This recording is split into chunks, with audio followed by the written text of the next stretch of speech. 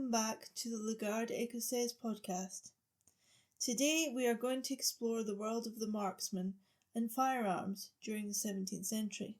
I have avoided the term musketeer in the title of the podcast for an obvious reason. Any time the term musketeer is used in relation to 17th century France, many people will visualise the musketeers made famous by Alexandre Dumas. Athos, Porthos, Aramis and D'artagnan. I think the term marksman is much more appropriate. The character in the novel Garde Ecossaise, which represents this skill set, is Alasdair MacDonald, a mischievous and wayward Highlander with a good heart. Many may assume that a Scottish Highlander is an odd choice as a character that would represent marksmanship within the Guard. But as I will explain in later podcasts, marksmanship has a long history within Irish and Highlander warfare. For the moment, this episode will explore, through the characters of Meldrum and MacDonald, the operation and use of muskets. It will then explore the operation of both the Matchlock and the Flintlock musket, and finally, it will explore the use of firearms in the armies of King Louis XIV. We are introduced to muskets when Robert Meldrum, the young recruit to the group, has one thrust into his hands by the gruff and abrupt Highlander Alasdair MacDonald. Alasdair demonstrates the use of the flintlock musket and proudly notes that it is Scottish because it has no trigger guard. This was a common difference between English and Scottish muskets.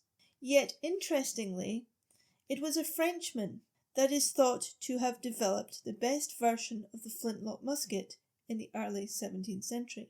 Alasdair demonstrates his musket by firing a musket ball at a beer tankard placed upon a set of barrels in the grounds of a landed estate belonging to a local French nobleman. It is inferred by the passage that the Garde Ecossaise used the estate for training.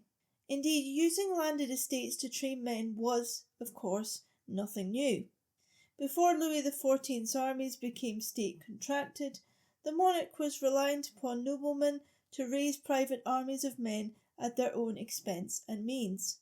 Alasdair sets the beer tankard on the barrels, shoots with clear accuracy, and the bullet or musket ball goes through the tankard from 100 yards. To modern ears, this might seem impossible, as there seems to be a popular misconception that the musket was, generally speaking, inaccurate and its range was short. However, Alasdair MacDonald was within the effective range of 100 yards or 300 feet, much helped by the fact that he was a skilled marksman of many years' experience, and he was disciplined and shooting at a stationary object. Of course, Meldrum's experience with the musket was very different indeed. He states that he never handled a musket before, so Alasdair shows him how the flintlock works, and how the gunpowder was kept in small containers which were usually worn across the body. As we will discover, the Guard worked in civilian areas, or secret operations, and as such, they would keep these charges concealed from view. This is a bit of dramatic license on my part, because it was normal practice for infantry carrying muskets on the battlefield to wear their bandoliers on the outside of their uniforms in full view to assist with the efficient loading of the musket. Now the astute readers amongst you may have noticed that Alasdair gives Meldrum the instructions for firing a matchlock musket. This was deliberate, and as we will discuss later, the matchlock musket was still being used by Louis XIV's armies during the 17th century.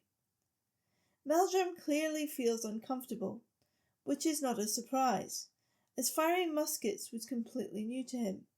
It is clear that Alasdair has given Meldrum a matchlock musket to start with, and unsurprisingly, Meldrum misses his target. In fact, Meldrum is taken aback by the power of the musket, almost being blown off his feet. Meldrum misses the target, the tankard, not just due to inexperience, but also due to the fact that although the matchlock musket could hit a target at 100 yards, it was often woefully inaccurate, particularly if fired by a single individual. On the battlefield, the matchlock musket was often fired in lines and rows, with the front row firing first, and then a soldier would go to the back of the lines for reloading. Therefore, as a group, soldiers produced a continuous volley of fire, which was more accurate and effective. Indeed, Meldrum alludes to this when he refers to the drills that Alasdair puts him through as part of his training, and that Alasdair makes Meldrum practice again and again, so the process of loading and firing the musket becomes faster and as instinctive as walking or eating. Indeed, looking after a musket, handling and learning how to fire a musket were all skills that had to be learned, and proficiency had to meet high standards, as accidents were common. Hence why Alasdair gives Meldrum a scathing look when Meldrum does not ram his ball down the barrel hard enough. Meldrum looks upon MacDonald as a harsh drill sergeant, and states that MacDonald gave him a flintlock pistol to practice on, which was known for its inaccuracy.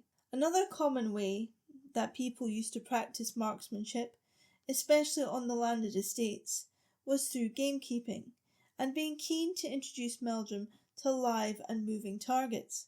MacDonald suggests they should shoot some rabbits.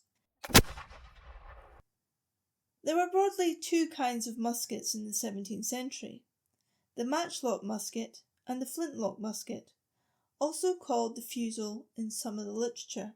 The fusil gradually replaced the matchlock musket in the 17th century, although, as we will see, Louis XIV's army was one of the last to make this transition.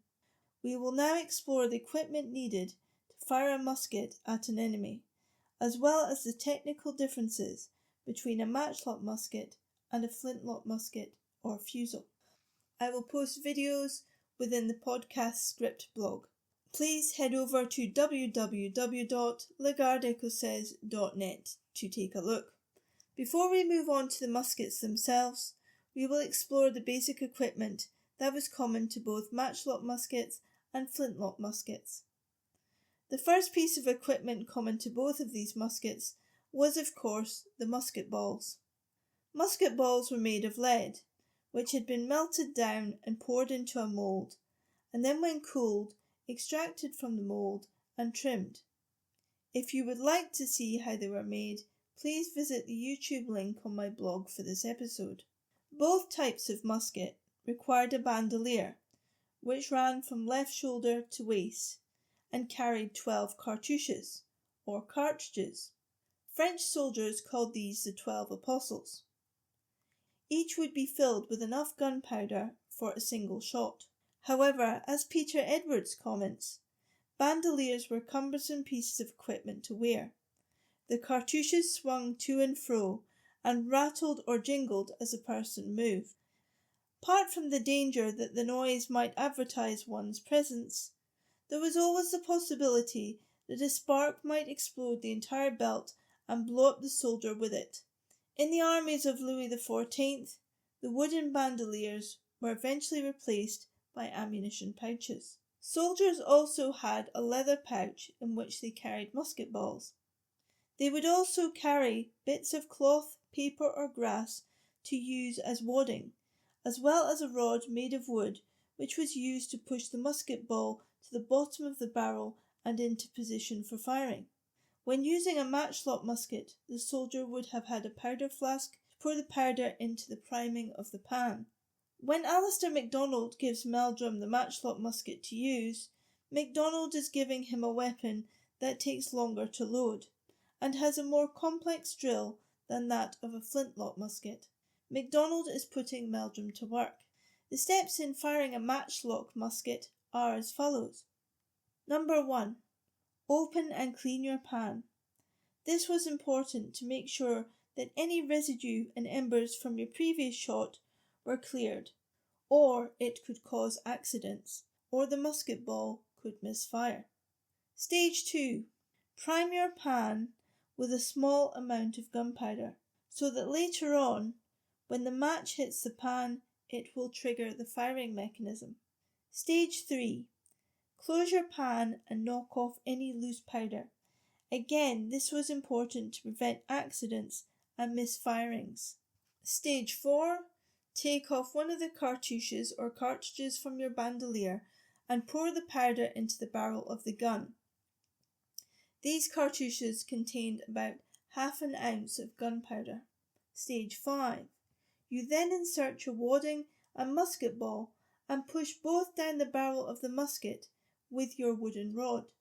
You need to push it as far down as the barrel as you can, or the musket will not discharge the ball properly, as Meldrum learns when training with Alasdair.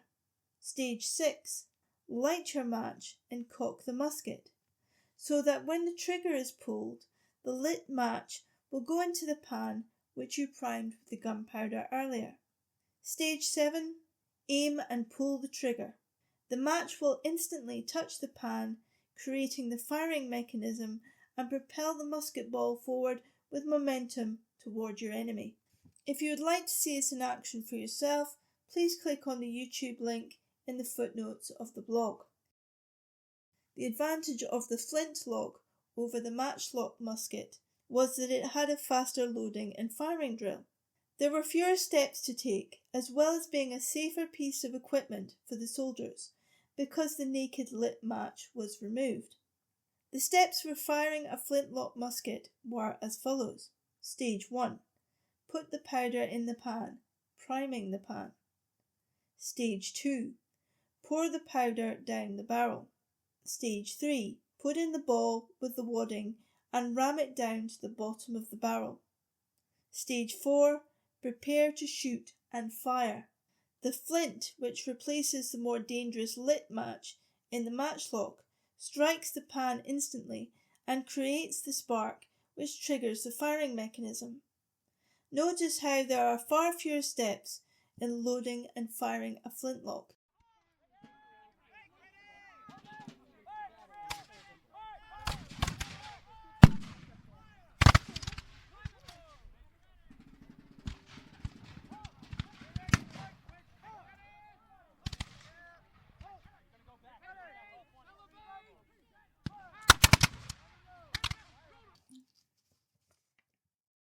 So what type of firearms did the soldiers of Louis XIV use?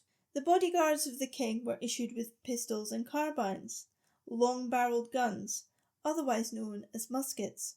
The Gendarmerie de la Garde were armed with pistols and wore bandoliers with cartridges attached to the outside of their uniform on a cross-body belt. In the 1660s, the famous Musketeers regiment were given flintlock muskets and pistols plus bandoliers attached to their belts. By the 1670s, all troopers in the King's Guard had flintlock muskets. The Grenadiers à cheval de la Garde also carried muskets and pistols. So too did the Gendarmerie de la France, who also carried muskets and pistols. Each regiment within the King's bodyguard had their own distinctive colour of bandoliers. Silver bandoliers denoted that the soldier had the power to rest on the king's authority. Within the ranks of the military on the battlefield, it was a similar picture, with half of the infantry in the 1640s consisting of men with muskets. Like their European counterparts at the time, they used matchlock muskets and stood in lines of 8 ranks of 32 men deep. The musket came with a fort rest due to its heavy weight. By the mid-1660s, it had become evident that there were too many different muskets of different calibers in the army, and the standard musket balls issued did not fit some muskets. Therefore, Louis XIV brought in an ordinance which declared that all muskets used in his forces should be of the same caliber, even though it took another 6 years for this to be fully implemented. It was only until the early 1670s that the French army began to move away from the matchlock musket and towards the flintlock musket. René Chartrand explains, matchlocks had been getting lighter, needing no rests, while flintlocks were appearing in larger calibers, but flintlocks often misfired. However, the matchlock did not disappear entirely, but sat alongside the flintlock in battle. In 1692, it was reported that the king's musket infantry consisted half of flintlocks and half of matchlocks. It was not until the end of that decade that the matchlock was to disappear from the armies of King Louis XIV. John Lynn states that it was likely an issue of cost which impeded the flintlock being the standard firearm in Louis XIV's armies. There was also a clear disagreement amongst the top command about the effectiveness of the flintlock. Vauban, the famous French military engineer, who had failed to persuade his colleagues of the advantages of the flintlock, designed a musket that was both a flintlock and a matchlock in 1671. The line cavalry on the battlefield carried a shorter musket, while the dragoons carried a longer musket and had a pistol in a holster. Notably, in the case of the gendarmerie, rifled carbines were given to skilled marksmen. In terms of recruitment, parishes were expected to recruit for the provincial forces and also pay for their equipment, including their muskets. While on campaign, carrying a musket could guarantee sustenance, as proof as a soldier, or extracting it from a reluctant civilian population whilst on campaign. This concludes today's podcast, which is a short introduction to firearms in the 17th century. Next week, we will be introduced to the world of the spymaster and intelligence gathering in the early modern period. Remember, you can purchase the historical fiction novel from all good online bookstores. Until then, au revoir and à bientôt.